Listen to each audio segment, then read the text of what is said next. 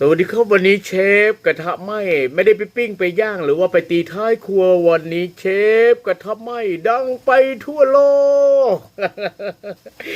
เห็นบอกว่าทุกหม่องทุกแก่ทุกซอกมุมเนาะบอกว่าที่เป็นเนื้อไตอีสานตกออกเนาะก็คือต้องมีน้ำพริกว่าจะเนาะที่เป็นน้ำพริกหยังกระตามเนาะบอกว่าที่เป็นแก้วเนาะบอกว่าที่เป็นแก้วหรือว่า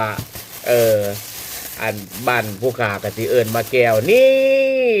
แก้วเมืองอุบลอันนี้เป็นแก้วเมืองอุบลเนาะตอนกะสิใส่เครื่องครบสูตรแต่ว่าสิ่งที่ขาดบ่ได้คันกินน้ำพุกน้ำพริกหรือว่าน้ำพริกปลาทูเนาะที่เฮ็ดอายุยืนอย่าลืมเด้อนี่เอาต้นหอมแดงเอาต้นหอมแดงแล้วก็ไปตัดหัวตัดหากเรียบร้อยล้างให้มันสะอาดเนาะแล้วก็มาใส่กล่องนี่ประมาณจากอาทิตย์หนึ่งมันก็สิงอกสิเงยแต่ว่า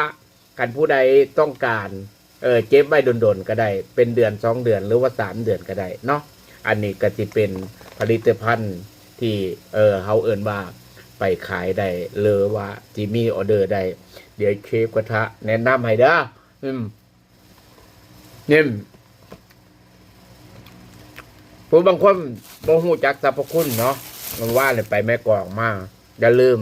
นี่เป็นผักสวนครัวรัวกินได้ แต่ว่าแถวแม่กลองอยู่ตามริมถนนเนาะบ่ต้องซื้อเด็ดมา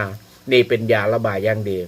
กินแล้วอย่าไปตดใส่กันเด้อมันสิเหม็นเป็นยาระบายทางท้องเจ็บกระทบม้อยการันตี